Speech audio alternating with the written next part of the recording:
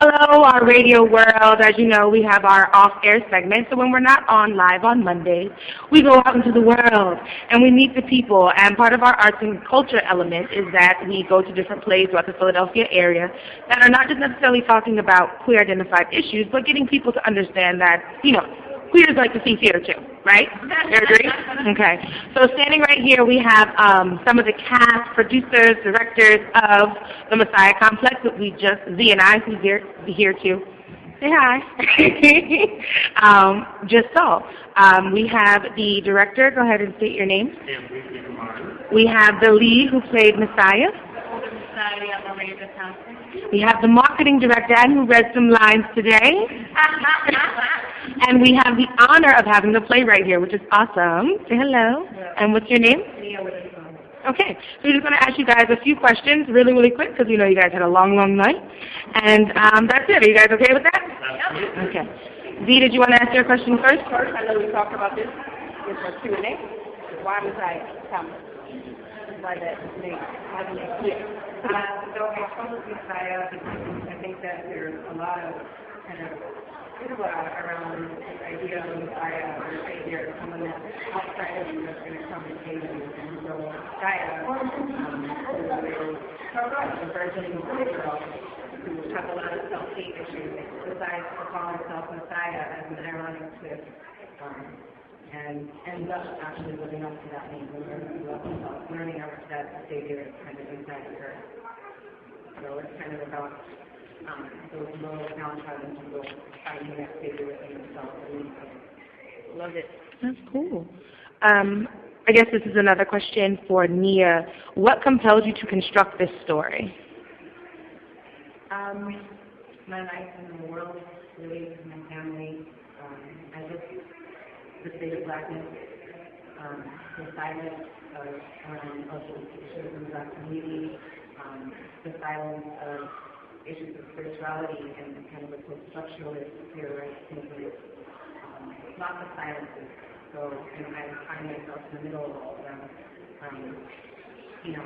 My partner, my lovers of the past, my family, all of the stories are in play. And so I wanted to speak to all of the silences and also kind of suggest that there is a purpose for people to be clear and still. That's legitimate. This question is for the young woman who played Messiah, the older Messiah.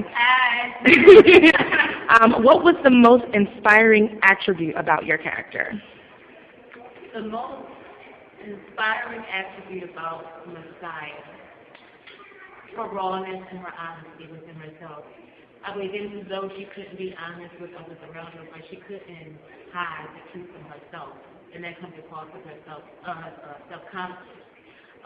Being as though she was getting connected with her being, the chosen one, which we all are, she wanted to become clean. I think she had a strong passion for honesty, and she was coping with what happened to her in the best way she could. Mm-hmm. So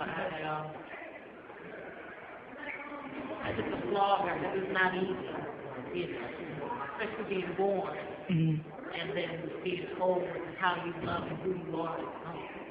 Right.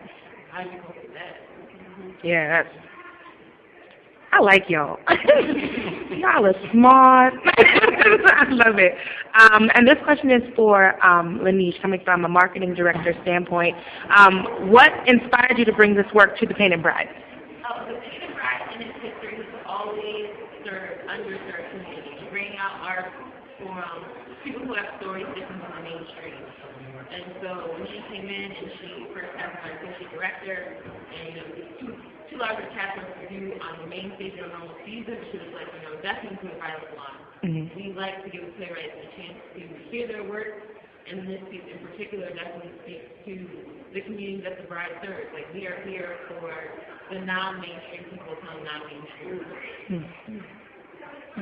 And what was inspiring for you as a director to put this piece on its feet here for the Philadelphia audience? As a director, it's a story that I had not heard being told before, especially speaking to that community.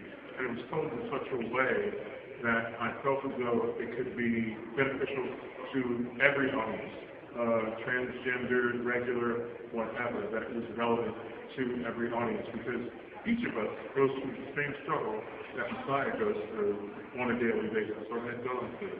So, and I really love the way the story was being told. Awesome. Well, thank you guys so much for taking the time. Like I said, it's been a long night to speak with our radio listeners for Queer to the T. And please feel free to tune in to the Bridal Salon. Did you want to do a little plug for next year? Wednesdays a month, so the first one next year is on January 25th. You can go to painandbride.org to get our schedule for the Bridal Salon and other events there coming up. Come out and go see them. We'll also put up some links so you guys have any questions you want to ask for LaNeshe and for Nia as well. And we will say goodbye. Bye. Bye.